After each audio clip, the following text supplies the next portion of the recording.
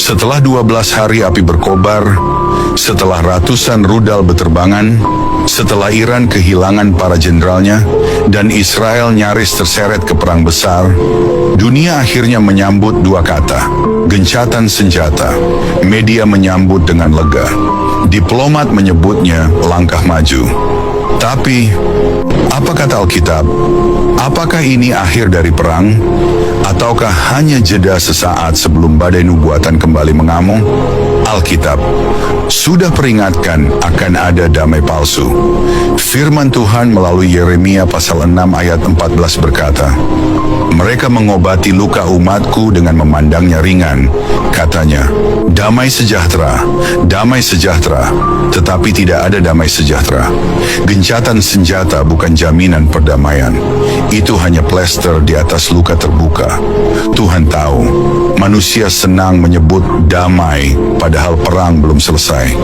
Bahkan 1 Tesalonika menubuatkan, apabila mereka berkata, aman dan damai, maka tiba-tiba kebinasaan akan menimpa mereka. Inilah yang sedang terjadi. Iran belum bertobat, Israel belum aman, dan langit masih penuh bisikan. Akan ada perang lanjutan, Iran dan Israel. Panggung nubuat Yehezkiel 38. Dalam Yehezkiel 38, nama Persia disebut secara langsung. Orang Persia, Ethiopia, dan Put bersama-sama mereka. Semuanya dengan perisai dan ketopong. Persia adalah Iran hari ini. Nubuat ini menggambarkan serangan besar terhadap Israel. Artinya, Iran akan kembali dan perang belum berakhir. Gencatan senjata ini hanya bagian dari skenario nubuatan besar yang sedang berjalan. Ini seperti jeda dalam simfoni kehancuran, tapi klimaksnya belum tiba. Wahyu pasal 6 ayat 4 memberi gambaran ini. Dan majulah seekor kuda lain, seekor kuda merah padam, dan orang yang menungganginya dikaruniakan kuasa untuk mengambil damai sejahtera dari atas bumi, sehingga mereka saling membunuh, dan kepadanya dikaruniakan sebilah pedang yang besar. Jadi menurut Alkitab, akan ada lebih banyak perang. Damai akan diambil dari bumi, dan gencatan senjata bukan akhir, tapi jeda menuju konflik global yang lebih luas. Kenapa perang Iran dan Israel ini terjadi sekarang? Karena Tuhan sedang menyusun kembali peta dunia untuk menggenapi rencana kekalnya. Yesaya pasal 46 ayat 10 berkata, yang memberitahukan dari mulanya hal yang kemudian, dan dari zaman purbakala apa yang belum terlaksana, yang berkata, keputusanku akan sampai, dan segala kehendakku akan kulaksanakan.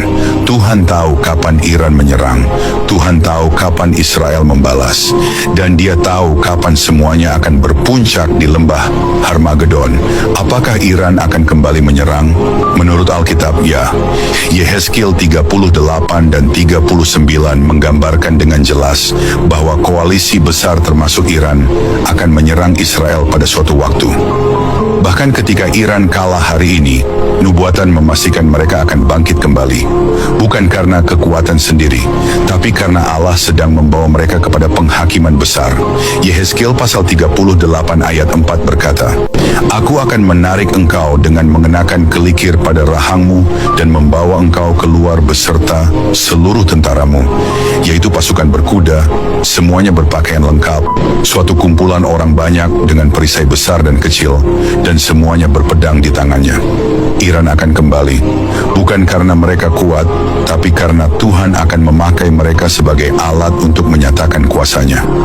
Lalu apa yang akan terjadi dengan Israel? Tuhan akan tetap melindungi Israel. Israel akan diserang. Israel akan menderita, tapi Israel tidak akan dilenyapkan.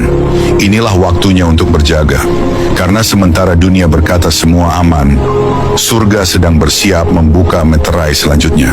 Ini bukan akhir, ini adalah permulaan dari nubuatan besar. Akan ada serangan berikutnya, akan ada konflik global, akan ada penggenapan wahyu. Tetapi bagi mereka yang hidup dalam Yesus, kita tidak takut, karena kita tidak menanti damai buatan manusia. Kita menanti Yesus Kristus, Raja Damai yang akan datang dari langit dalam kemuliaannya. Kesudahan segala sesuatu sudah dekat, karena itu kuasailah dirimu dan berjaga-jagalah. 1 Petrus pasal 4 ayat 7.